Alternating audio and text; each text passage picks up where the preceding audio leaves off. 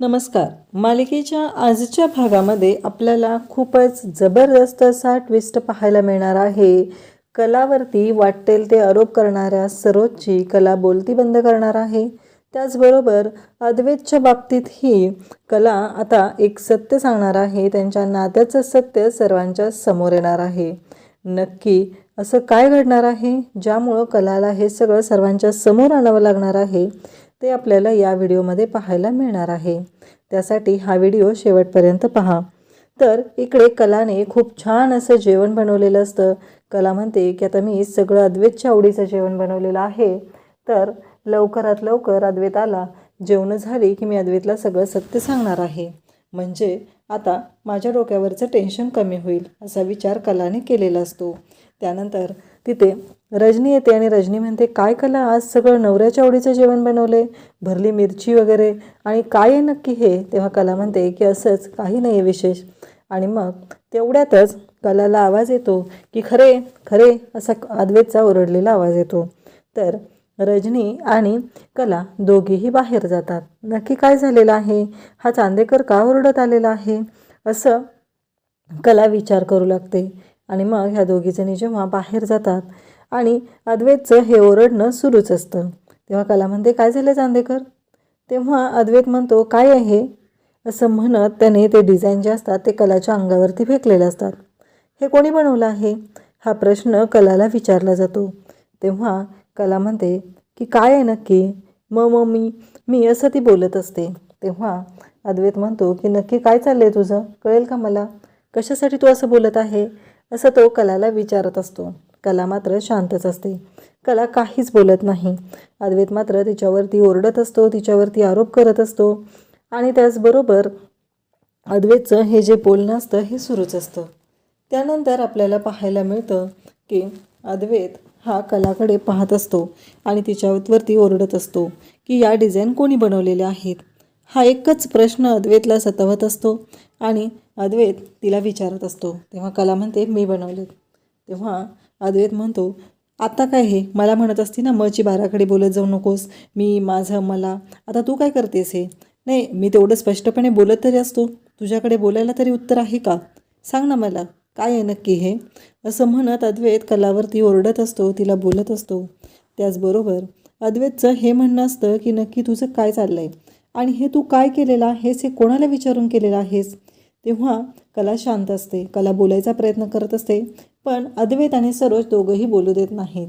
तेव्हा अद्वैत म्हणतो, तू खोटारडी आहेस हे पुन्हा एकदा दाखवून दिलेलं आहे. आणि अद्वैत तिला म्हणत असतो की मला माहिती आहे हे सगळं तूच केलेलं आहेस, या सगळ्याला तूच जबाबदार आहे. कला म्हणते, अरे चांदेकर, मला काय म्हणायचं ते ऐकून तरी घे आधी एकदा तू. नक्की तुझं काय चाललेलं आहे? प्रत्येक वेळेस तू तोंडसुख घेत असतो आणि सगळ्यांनी तुझं ऐकून घ्यायचं असं तुला वाटत असतं. तेव्हा आबांच्या लक्षात येतं नक्कीच काहीतरी मोठा प्रॉब्लेम झालेला आहे. घरातला कोणालाच कळत नसतं की नक्की काय झालेलं आहे आणि काय होत आहे, या कोणत्याच गोष्टीची कल्पना कोणालाच नसते. त्यानंतर इकडे रोहिणी मात्र या सगळ्या गोष्टींचा आनंद घेत असते. तिला खूप भारी वाटत असतं. अरे चला, आपल्या म्हणण्याप्रमाणे झालेलं आहे, आपण जो डाव टाकलेला होता आणि असाच तमाशा व्हायला पाहिजे असं रोहिणीला वाटत असतं. आणि बरोबर तिच्या म्हणण्याप्रमाणे घरात राडा झालेला असतो. या गोष्टीचा आनंद मात्र रोहिणीला खूपच झालेला असतो. तिचं असं म्हणणं असतं की जे काय झालेलं आहे ते मस्त झालेलं आहे, याच गोष्टीची आपण वाट बघत होतो. काहीही झालं तरी ह्या कलाची, अद्वैतची आणि सरोजची चांगलीच राडा इथं घरात चाललेला आहे. तो चांगलाच राडा आपल्याला ऐकायला मिळत आहे. या गोष्टीचा आनंद मात्र इकडे सरोजला होत असतो. त्यानंतर अद्वैत मात्र खूप चिडलेला असतो. तो वाटेल ते आरोप करत असतो. तो म्हणत असतो की खरे तू खोटारडी आहेस, तू हे मुद्दाम केलेलं आहे, तू याबद्दल काहीही आम्हाला सांगितलेलं नाहीस, हे सगळं तुझ्यामुळं घडलेलं आहे, असे वाटेल ते आरोप चालूच असतात. तेव्हा आबा म्हणतात, अद्वैत काय चाललंय हे आणि काय बोलतेस तू? कला या घरची सून आहे, असं झाले तरी काय नक्की? तेव्हा आबांकडे कला पाहत असते. तेव्हा सरोज म्हणते की आता या घरातल्या प्रत्येकाने तुझ्या डोक्यावरती एक हात फिरवलेला आहे, त्यामुळे तुला असं वाटत असेल तू जे काय करशील ते घरात खपून घेतलं जाईल, पण एक गोष्ट लक्षात ठेव, ते अजिबात चालणार नाही.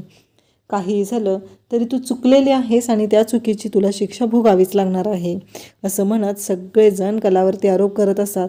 कलाला मात्र प्रश्न पडलेला असतो की असं घडलंय तरी काय आपल्याकडून, म्हणून हे वाटेल ते आरोप करत आहेत. हां, मान्य आहे, मी डिझाईन काढलेले आहेत, पण त्यात गैर काहीच केलेलं नाही. मग नक्की हे काय चाललेलं आहे? तेव्हा सरोज म्हणते की एकतर तू माझ्या मुलाच्या रूमपर्यंत पोहोचलीस आणि त्याचबरोबर त्याला फसवून हा खोटारडेपणा केलेला आहे, कारण तुझ्या रक्तातच तो खोटारडेपणा आहे. अद्वैत आत्ताच्या आत्ता हिच्या आईला फोन लाव, मला तिच्याशी बोलायचं आहे. तेव्हा कला म्हणत असते प्लीज तुम्ही त्यांना मध्ये घेऊ नका. तेव्हा सरोज मात्र म्हणत असते की हिच्या आईने खोटारडेपणा करून हिला आपल्या गळ्यात मारलेली आहे, तिला आपल्या घरात पाठवलेली आहे. यांच्याकडून काय अपेक्षा करायची रे? हे काय वेगळं वागणार आहेत आपल्याशी, म्हणून आपण यांच्याकडून अपेक्षा करायची आहे. कलाला मात्र खूप राग आलेला असतो. कला म्हणत असते की बाद झालं, मी खूप वेळ ऐकून घेते, पण इकडे संगीताला कॉल केल्याशिवाय सरोज मात्र शांत बसायला तयार नसते आणि आता संगीताला कॉल केला जात असतो. तेव्हा अद्वैत त्याचबरोबर कला हे दोघं जण असतात आणि सरोज मात्र कलावरती आरोप करत असते. कला म्हणते की आधी माझं ऐकून तरी घे चांदेकर, मला काय म्हणायचं आहे ते ऐकून तरी घे. पण यापैकी कोणीच कलाचं ऐकून घ्यायला तयार नसतं. त्यांच्या दोघांचं मात्र आरोप करणं सुरूच असतं. ते कलावरती आरोप करत असतात आणि कला म्हणत असते एकदा माझं मी काय म्हणते ना ते ऐकून तरी घे, पण ऐकून घ्यायची कोणाचीच तयारी नसते. कला खोटारडी आहे, ती नावाप्रमाणे नावातच तिच्या फक्त खरेपणा आहे, अदरवाईज तिनं खोटंच वागत असते, खोटंच बोलत असते. हे सगळं कलाला ऐकवलं जात असतं. आबा आणि रजनी या दोघांनाही वाईट वाटत असतं, कारण आता कलाने काहीच केलेलं नाही ही गोष्ट तर त्यांनाही माहिती आहे. आबा तर विचार करत असतात की हिने एवढं असं काय केलं आहे, म्हणून हे दोघंजण वाटेल ते आरोप करू लागलेले आहेत. आबा बोलत असतात पण कोणीही ऐकून गेला तयार नसतं. तर सरोज म्हणते की आबा जरा तुम्ही शांतच राहा, कारण तिने काय केलं हे तुम्हाला माहिती नाही आहे. आबा म्हणतात सरोज तू खूप आरोप करत आहे तिच्यावरती, कारण ती या घरची सून आहे, तिनं असं काहीही केलेलं नाही आहे की ज्याच्यामुळे या घराला बट्टा लागेल. तेव्हा कला पण तेच सांगण्याचा प्रयत्न करत असते, पण तिचं कोणतंच बोलणं ऐकून घेतलं जात नसतं. आणि आता संगीताला कॉल लावला जातो. संगीताला कॉल लावल्यानंतर इकडे कला म्हणत असते की प्लीज त्यांना तुम्ही घेऊ नका, त्यांना तुम्ही यामध्ये ओढू नका, ऑलरेडी ती त्यांच्या प्रॉब्लेममध्ये आहे, तुम्ही त्यांना ओढू नका याच्यामध्ये, असं कला सांगत असते. पण कलाचं कोणतीच गोष्ट ऐकून घेतली जात नसते आणि कलावरती आरोप तर होतच असतात. आता बिचारी कला तिची बाजू मांडत असते, तिची बाजू मांडून ती शांत करत असते. पण इकडे आता सरोजला मात्र ह्या गोष्टी संगीताला सांगायच्या असतात, म्हणून तिने फोन लावायलाच सांगते. आबा म्हणत असतात की सरोज बाद झालं, खूप अति होते तुझं हे वागणं, तुझं हे बोलणं. पण इकडे सरोजला कुठे ऐकून घ्यायचं असतं. सरोजला मात्र कलावरती आरोप करायचे असतात आणि आता ही गोष्ट कलाच्या आईपर्यंत पोचवायची असते. आता सरोजने एवढंच करायचं ठरवलेलं असतं आणि इकडे कला म्हणत असते प्लीज नका असं करू. आणि अद्वैतला ती म्हणत असते चांदेकर ऐक माझं, नको तू फोन लाव, ऑलरेडी ते ते टेन्शनमध्ये आहेत, माझे प्रॉब्लेम त्यांच्यापर्यंत नेऊ नकोस. पण अद्वैत पण ऐकत नाही. अद्वैत फोन लावतो तेव्हा संगीता फोन उचलते आणि म्हणते हां बोला सवय बापू. तेव्हा अद्वैत म्हणतो हां आणि तो आईकडे फोन देतो. अद्वैत पण इथे कॉमन सेन्स नसल्यासारखा वागत असतो आणि इकडे कला मात्र त्या दोघांना बोलत असते, त्या दोघांना सांगत असते की प्लीज. पण संगीताच्या बाबतीत आता सरोज मात्र ऐकून घ्यायला तयार नसते. सरोजला संगीता म्हणते हां बोला विहीनबाई. तेव्हा सरोजला पुन्हा राग येतो आणि सरोज म्हणते हे जे विहीनबाई म्हणणं आहे ना ते बंद करा आधी, कारण मी काय बोलते ते ऐकून घ्यायचं. तुमच्या मुलीला खोटारडेपणा करून तुम्ही आमच्या घरात पाठवलेला आहे, पण आता तिने खूपच मोठा गोंधळ घालून ठेवलेला आहे, एवढं लक्षात ठेवा. तेव्हा सरोजला संगीता म्हणते की असं काय केलं आहे तिने, मला कळेल का? तेव्हा संगीताला सरोज सांगते की आम्हाला कोणालाही न सांगता तिने फसवून डिझाईन बनवलेले आहेत आणि आमच्या ऑफिसमधल्या एका एम्प्लॉईला तिने हाताशी धरलेला आहे. आणि त्याचबरोबर बरोबर आहे, हा जो खोटारडेपणा आहे तुम्ही रक्तातच दिलेला आहे, बरोबर आहे, तुम्ही चांगले संस्कार देऊ शकला नाहीत ना, आणि आत्ताही तेच केलेलं आहे. तुमची मुलगी आम्हाला फसवत आहे आणि हे सगळं आता तिने कशासाठी करत आहे हेही तुम्हाला चांगलंच माहिती असेल. संगीता म्हणते हे बघा, तिनं जे काय केलेलं आहे त्याच्यामागचा हेतू तरी खूप चांगला असणार आहे, तुम्ही तिच्यावरती आरोप करू नका, कारण तिनं कुठलीही वाईट भावना किंवा स्वार्थाच्या पोटी हे केलेलं नाही. कलाच्या डोळ्यातून पाण्याच्या धारा लागलेल्या असतात. आपल्या आईशी ज्या पद्धतीनं बोललं जाते त्या गोष्टीचा कलाला खरंच खूप रागही आलेला असतो आणि वाईटही वाटत असतं, कारण कलाची काहीही चूक नसते. आता संगीताचा फोन कट केला जातो. संगीता म्हणते की माझ्या मुलीनं जे काही केलेलं आहे ते चांगल्याच भावनेनं केलेलं असणार आहे. आई अंबाबाई, तूच तिचं रक्षण कर, तिला ताकद दे या सगळ्याशी लढण्यासाठी. आत्ता कुठं मला वाटत होतं की माझ्या लेकीचा संसार हा सुखाचा होऊ लागलेला आहे, पण पुन्हा तिच्या संसारात विघ्न येत आहे. त्यामुळं आई अंबाबाई, प्लीज माझ्या लेकीच्या पाठीशी खंबीरपणे उभी राहा, असं संगीता बोलत असते.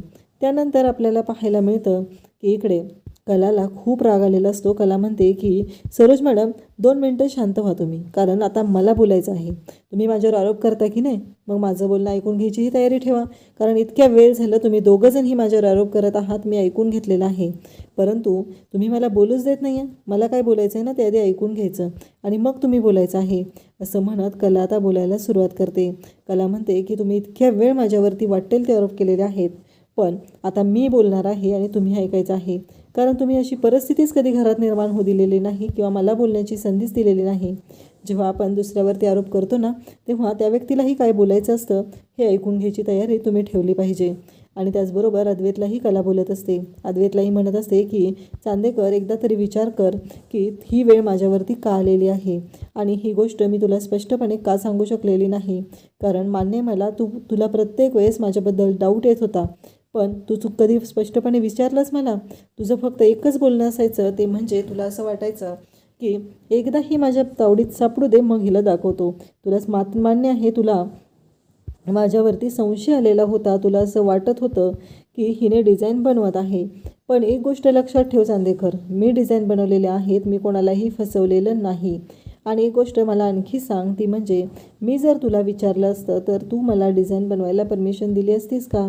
कारण ज्यावेळेस स्वामीनाथन ऑफिसमध्ये आले होते आणि तुझ्या एम्प्लॉईच्या डिझाईन तू त्यांच्यापर्यंत पोहोचवत होता आणि त्या डिझाईन जेव्हा स्वामीनाथन यांनी रिजेक्ट केलेल्या होत्या, तेव्हा मी तुला म्हटलं होतं की अद्वैत, मी काही डिझाईन बनवून देऊ का, कारण हे क्षेत्र माझं आहे, मी यामध्ये काम करू शकते, हेही तुला मी सांगितलं होतं.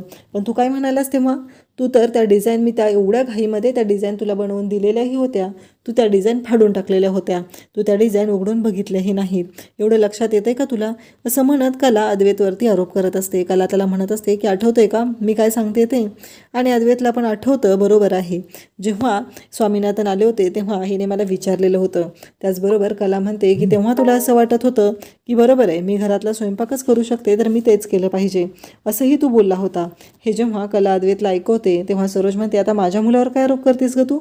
पण कला म्हणते की एक गोष्ट लक्षात ठेवा सरोज मॅडम, इतक्या वेळ मी तुमचं ऐकून घेतलेलं आहे, आता मी जे काय बोलते ते ऐकून घ्यायचं आहे. आबा म्हणतात की कला, काय झालं आहे मला सांगशील का? आणि कला मग बोलायला सुरुवात करते. कला म्हणत असते की आबा, ज्यावेळेस स्वामीनाथन यांना डील फायनल करण्यासाठी ते आले होते आणि अद्वैत त्यांना डिझाईन दाखवत होता, पण स्वामीनाथन यांना डिझाईन आवडत नव्हत्या. स्वामीनाथन यांनी डिझाईन तर रिजेक्ट केल्या होत्या आणि डिझायनिंग हे माझं क्षेत्र आहे आणि ते माझ्यासाठी खूपच सोपं होतं आणि ऑफिसमधल्या डिझाईन काही स्वामीनाथन यांना आवडत नव्हत्या. मग मी तिथं त्याला डिझाईन बनवून देत होते, पण त्याने त्या माझ्या डिझाईन फाडून टाकल्या. मग तरीही मी प्रसंगावधान राखून काही डिझाईन बनवल्या आणि त्या डिझाईन दिल्या. तेव्हा अद्वैत म्हणतो की आमचं मी बघितलं असतं. तेव्हा कला म्हणते की एक गोष्ट लक्षात ठेव चांदेकर, आणि तुम्हीही सरोज मॅडम, की स्वामीनाथन यांना दिलेल्या सगळ्या डिझाईन माझ्या आहेत आणि त्या दिवशी मी डिझाईन बनवून दिलेल्या होत्या, म्हणून स्वामीनाथन यांनी ते डील फायनल केलेलं होतं. नाहीतर चांदेकर ज्वेलर्सला स्वामीनाथन यांचं करोडो रुपयांचं डील मिळालं नसतं. ही गोष्ट कला आता जेव्हा सगळ्यांच्या समोर ओरडून सांगत असते तेव्हा सगळ्यांनाच धक्का बसतो. सगळेजण विचार करू लागतात की ही काय बोलते नक्की. तेव्हा अद्वैतला खरंच कळतं की कलाच्याच डिझाईनमुळं स्वामीनाथन यांनी दिलेलं कॉन्ट्रॅक्ट आपल्याला मिळालेलं आहे. आबांनाही धक्का बसतो. तेव्हा अद्वैतला सरोज म्हणते की काय सांगतोस अद्वैत हे? तेव्हा अद्वैत म्हणतो, अद्वैत शांतच बसलेला असतो. कला म्हणते की हो, मी जे काय सांगत आहे ना ते खरंच सांगत आहे, कारण ते डील माझ्यामुळंच मिळालेलं होतं आणि त्या सगळ्याला मी दिलेल्या डिझाईनच ॲप्रूव्ह झालेल्या आहेत. आजपर्यंत स्वामीनाथन यांना आवडलेल्या एक ना एक डिझाईन ह्या मी दिलेल्या डिझाईन आहेत आणि त्या सगळ्या माझ्यामुळे अप्रूव्ह झालेल्या आहेत, कारण तुमच्या ऑफिसमधल्या एक एम्प्लॉईचं एकही डिझाईन स्वामीनाथन यांना आवडलेलं नाही. याचाच अर्थ ते कॉन्ट्रॅक्ट जे मिळालेलं आहे ते फक्त आणि फक्त माझ्यामुळेच मिळालेलं आहे. आता कलानेही शांत न बसता तिची बाजू मांडलेली असते आणि सरोज आणि अद्वैतला त्यांची लायकी दाखवलेली असते, कारण सरोज आणि अद्वैत प्रत्येक वेळेस कलावरती वाटेल ते आरोप करत असतात आणि कलाने मात्र ते सहन करायचं असंच त्यांना वाटत असतं. त्यानंतर आपल्याला पाहायला मिळतं की उद्याच्या भागामध्ये अद्वैत कलाला म्हणत असतो की आता तुला एक शिक्षा मिळणार आहे, कारण तू चूक केलेली आहे, घरात कोणालाही न सांगता हे काम केलेलं आहेस, त्यामुळे यापुढे तू डिझाईन बनवायच्या नाहीत. आणि काहीकडे सरोज म्हणते की हा डिसिजन माझा फायनल डिसिजन असेल, कारण फायनल डिसिजन घेण्याचा अधिकार माझ्याकडे आहे. आबाही ऐकत असतात. तेव्हा कला म्हणते की सरोज मॅडम, एक गोष्ट लक्षात ठेवा, मी कलाकार आहे, मी डिझाईन बनवायचं काम करेल, तुम्ही त्या डिझाईन घ्यायच्या की नाही हा तुमचा प्रश्न आहे, पण मी माझं डिझायनिंगचं काम कधीही थांबवणार नाही. कलाने ठामपणे तिची बाजू मांडलेली असते आणि सांगितलेलं असतं ठणकावून की मी माझं काम कधीच बंद करणार नाही. आणि सरोजची पण बोलती बंद केलेली असते आणि सर्वजण पाहतच राहिलेले असतात. रोहिणीचा डाव हा तिच्यावरच उलटत चाललेला असतो, कारण काहीही झालं तरी कलाने मात्र तिची बाजू मांडलेली असते आणि या सगळ्यांनाच गप्प केलेलं असतं. अशाच अपडेटसाठी चॅनलला सबस्क्राईब करा. थँक्यू.